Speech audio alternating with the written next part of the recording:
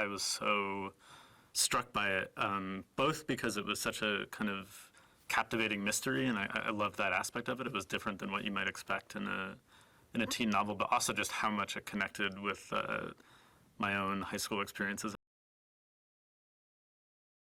One night, right at the end of high school, Margot shows up at his window, gets him out of bed, and leads him on a night of adventure and revenge against everyone that she knows. It's the best night of his life. And at the end of the night, he thinks, all right, things are going to be different now. Maybe this is finally it. We're going to be together. And then the next morning, she's gone. And no one knows where she is.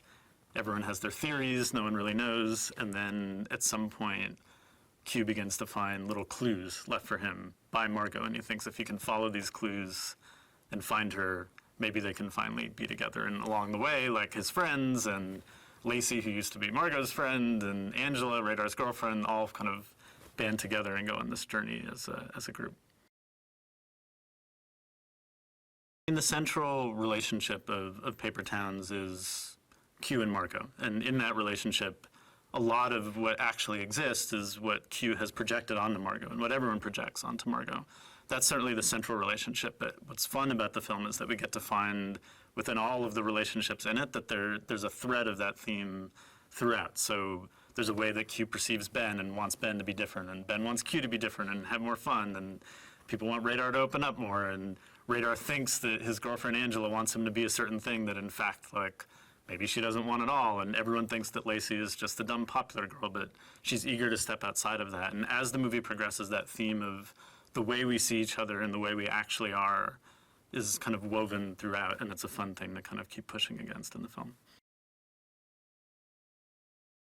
Who is the girl that comes to your window at midnight that you will jump out that window for, that you will drive 1,200 miles to go find? Who motivates that to happen? Who has so much energy that she can wrap everyone up in her orbit? And Kara walked into the room, and it happened to the room. I mean, you could just see it. You know, she really came prepared. She did her work, and there was just this extra level of energy where, you know, we looked at a ton of excellent actresses for this part.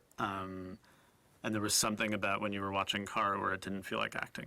Like it really, really felt like she inhabited it, and she had that energy, and that she could motivate this entire film. She could be the kind of the linchpin for it.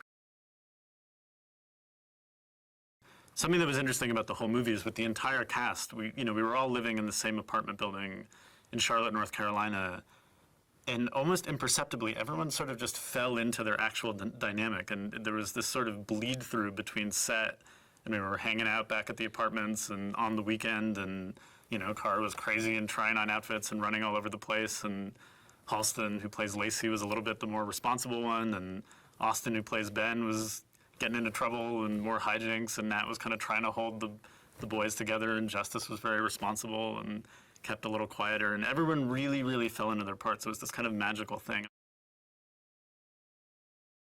Halston Sage plays Lacey, which was another hard part to cast because, again, you know, she's both an archetype but also needs to push past that archetype. And it was a similar thing with when Kara came in for Margot. When Halston came in, there was so much about the part that she could connect with. And I remember similarly, we did a version of the bathtub scene, which is one of my favorite scenes from the book, and is a great scene in the movie where we had her speak a little bit more from her own experience and, you know, what it's like to be that kind of quintessential blonde girl in high school and have people sort of dismiss you and look past you and not really be interested in what you have to say. And she could just connect with it so personally, and she just has such a kind of beautiful subtlety to the performance, you know, that all of these kids needed to have. I mean, you know, once you've established your main cast, everyone else needs to fit in with whatever that style is going to be, and she fit in so nicely to it. It's a really beautiful, understated performance. There's a lot that I'm excited about. The gas station was particularly fun to film. That was something from the very first moment I read the book, that gas station sequence, I was like, oh, I want to film that.